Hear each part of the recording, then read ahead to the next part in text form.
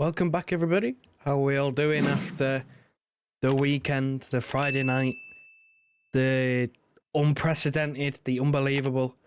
It's not that big a deal. It's just scoring away goal at Tottenham.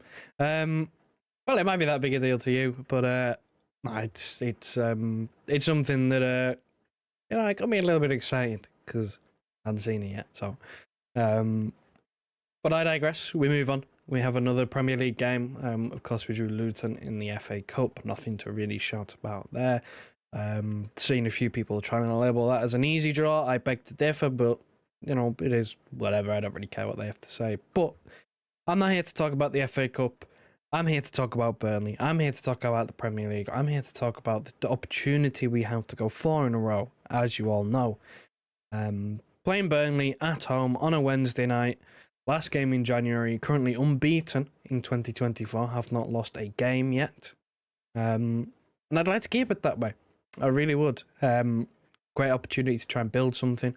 Try and obviously keep in touching distance with Liverpool. Maybe, they play Chelsea. Maybe Cole Palmer can do us a solid there and help us out and we can gain some points.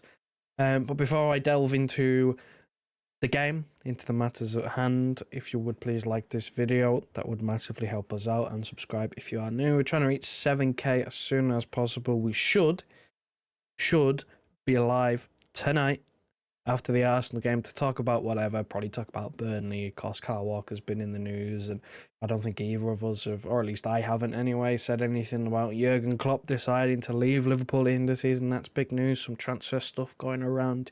You may have seen Hugh's video on that yesterday, so we'll just come along 10:30 tonight, hopefully. Have a chat with us, come and talk to us, turn the notification bell on so you don't miss the notification from when we do go live, and hopefully we will see you then. But the matter at hand is Burnley at home, late kickoff Wednesday night. This is where the season gets real. This is where it all hits the fan. This is where it's crunch time. It's crunch time. You get games coming 2-3 times a week. You're playing Saturday, Wednesday, Saturday, Tuesday, Saturday, sometimes even Thursdays, believe it or not, Mondays, Fridays, you name it. You play it all days of the week, 2 or 3 times a week, and it gets messy.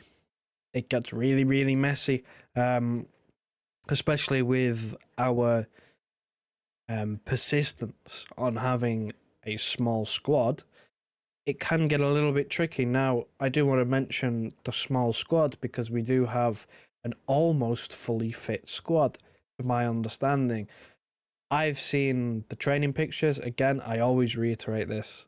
There's been no press conference when I've done this, so the availability on how many minutes certain players can play and who is actually available for selection, it's beyond me. I'm not a mind reader. I can't go into the future. I can't tell you that. But from what I have seen everybody, bar Kanji. I didn't see him, although I didn't, delve too deep into the training archives. But I didn't see him. But everybody else I saw, John Stones, he was there. HAALAND, he was there. De Bruyne, he was there again. Doku, everybody who's been out recently, he's been back in training. So, to me, we have quite the selection of players. Now, how many minutes these players can play, I don't know. I truly don't know. I said this against Tottenham. I do not have a clue on match sharpness. I know Kevin De Bruyne still probably can't start and complete a game yet. He's still sort of limited to 20 minutes, which is understandable. He's basically missed 6 months of football. That's acceptable. I understand that. When it comes to someone like Doku, he missed a month and a half, something like that. And he was playing before that, so I don't know how many minutes he can do. I assume he'd probably be okay for 90 minutes, especially if, no disrespect towards Burnley, but if he was to start this game against Burnley and the game gets out of hand, we go 3-0 up, let's say, get a few goals for the good, I reckon he could see out the game because you'd imagine the pace would slow down and he'd be okay for that. I doubt HAALAND will do 90 minutes. I doubt he's going to start this game, although I do believe this will be the first time that we will see him. I think regardless of scoreline, Pep will want to get some minutes in his legs. He's been training now for a while. Didn't take part against Tottenham. He trained again before the Burnley game. I'll be disappointed if I don't see him. I'll be a little bit disappointed if he doesn't get sort of 10-20 minutes just at the end, regardless of scoreline. Like I said, because he just needs minutes. He's had about 2 months out now. It's been a lot longer of an injury than anyone, first thought it would be. So it'd be good to get him some minutes because, you don't want him to be rusty. I mean, we all know the score when it comes to late February, March time when, you got Anfield and Arsenal and Villa and Brighton and Champions League kicks off again. There's a Manchester derby in there. That's a terrible run of fixtures. It's extremely difficult. So you want him fit and firing for that. So you need to give him these minutes when you can. And I think this is a perfect opportunity. I will throw up my predicted starting 11 up on screen now. It's bar Oscar Bob, the same as it was for Tottenham. I think it was a 50-50 of whether I threw Grealish or Doku on the left. I think because Burnley will go toe-to-toe, will try to go toe-to-toe, Grealish may be a better option. From the start, at least, I understood why Doku was the preferred option to come off the bench against Tottenham because we needed a goal. But from the start of the game, I'd go with Grealish. I mean, like I just said, Burnley will try and go for it. If you've watched Burnley, they try to play football. Some people call that naive or stupid. I'm not going to suggest that it's not because they are currently in 19th and are probably going to get relegated because they try to play football, which is, it's all well and good, being praised for, going for games and going man to man and trying to match your opponent. But when you have a squad that doesn't have the quality, especially when you come into the Etihad, when you've got City who are on form and firing, and if they're struggling in games, we're currently in a situation where you got De Bruyne and HAALAND to come off the bench. It could be 5 or 6. Really well and truly could be 5 or 6. So I will go with Grealish on this occasion, although I do understand the argument for Doku, because again, like I just said, if Burnley are going to go for it, there should be space, bit of a high line, Doku will have space to run into, which he could exploit. I think it's a 50-50. I don't really rightly know which one I would prefer. You let me know in the comments if you have a preference. I've just gone with Grealish because it's been a while since he's played. I don't think he'll go too long without playing again, because again, you want to keep players fit and you want to keep them, a little bit fresh. But I think I'm overall quite happy with this predicted 11. I don't think Stones will play any part really at all. I doubt he'd even get off the bench. Maybe he's in the same bracket as HAALAND where you give him 20 minutes if he can manage it.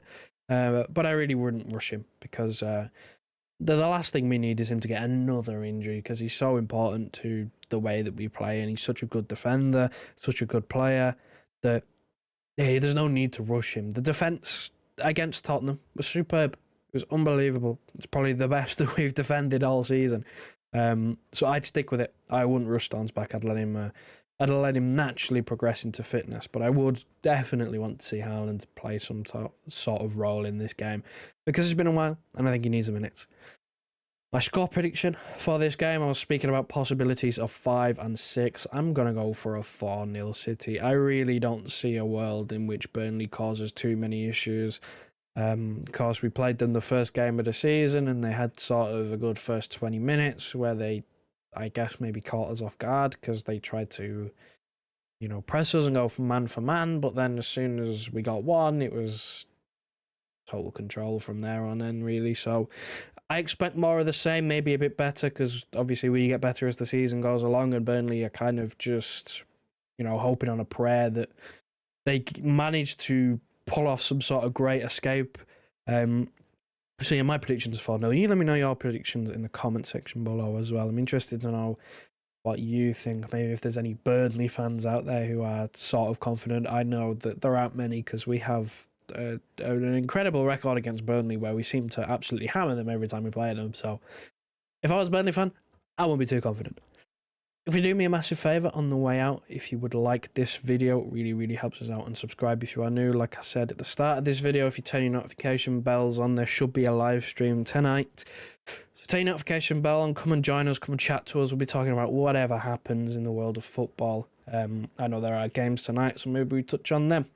Thanks very much for watching, and I'll see you for the live stream tonight.